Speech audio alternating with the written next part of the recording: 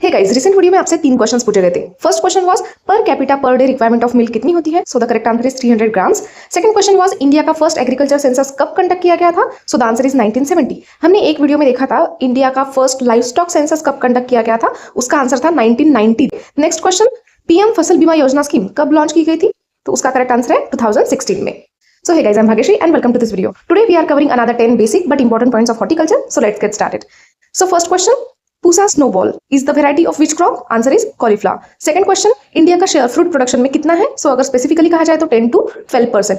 Third question, development of fruits without fertilization is called parthenocarpy. Okay, so for your better understanding मैंने यहाँ पे एक slide add की है. सो लेट्स सी, पार्थिनोकार्पी क्या होता है? Development of fruits without fertilization, मतलब बिना फर्टिलाइजेशन के फ्रूट्स बन जाते हैं एंड उसका रिजल्ट क्या होता है कि हमें सीडलेस फ्रूट्स मिलते हैं. ओके, अब उसके टाइप्स देखते हैं. फर्स्ट तो है वेजिटेटिव पार्थिनोकार्पी. इसका मतलब क्या है? फ्रूट ग्रो हो जाते हैं विदाउट एनी पॉलिनेशन. ओके, और उसका एग्जांपल याद रखिएगा, banana, seedless cucumber, fig. Okay, then second one stimulative, मतलब पॉलिनेशन होता है लेकिन फर्टिलाइजेशन नहीं होता.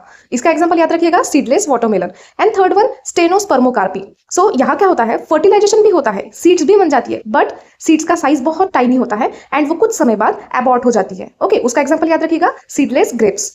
Okay, then our next question, development of an embryo without fertilization is known as what? Apomixis. Okay, यहाँ पे आपके एक्स्ट्रा इन्फॉर्मेशन के लिए मैंने यहाँ पे स्लाइड ऐड की है. सो लेट्स सी, एपोमिक्सिस क्या है? Development of an embryo and seed without fertilization. Okay, then important point और एक है, जो भी ऑफस्प्रिंग प्रोड्यूस्ड होता है वो जेनेटिकली आइडेंटिकल होता है टू द पेरेंट, पर डिफरेंस दिया गया है. लेट्स सी, एपोमिक्सिस मतलब जहाँ पे एम्ब्रियो सीड डेवलप होता है विदाउट फर्टिलाइजेशन. पार्थिनोकार्पी में फ्रूट डेवलप होता है विदाउट फर्टिलाइजेशन. यहाँ पे सेकंड पॉइंट है, सीड्स प्रोड्यूस्ड होती है. कहाँ पे? एपोमिक्सिस में. In case of parthenocarpy fruits are seedless. Then types जो भी दिए हैं वो आप एक बार गो थ्रू हो जाइए. Then our next question, oleoresin is an important product of which crop? Chili. Then the next one, important question and most asked question है ये, केसर, saffron belongs to which family? Iridaceae. Then the seventh question, what concentration of sugar is used for preservation? 60 to 70%. अगर हम salt की बात किया जाए as a preservative कितना use किया जाता है? सो द आंसर इज 15 से 25%. Okay, then next question, which mango variety is suitable for high density planting? So the answer is Amrapali. अब इसी रिलेटेड दो एक्स्ट्रा इन्फॉर्मेशन याद रखिएगा. इसकी स्पेसिंग क्या होती है हाई डेंसिटी प्लांटिंग में? 2.5 by 2.5 मीटर स्क्वायर. और कितने प्लांट्स पर हेक्टर ग्रो किए जाते हैं? So the answer is 1600 plants per hectare. Okay, then next question, what is the edible part of cauliflower? Called as curd. Then the next one, which crop is propagated by means of bulbils? Then the answer is garlic.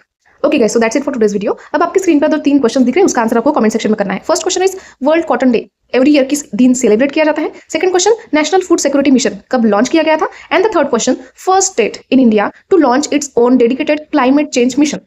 Okay guys, if you found this video helpful or informative, then please like and share this video, and for getting more such content follow करना मत भूलना. So चलिए मिलते हैं next video में. Bye bye.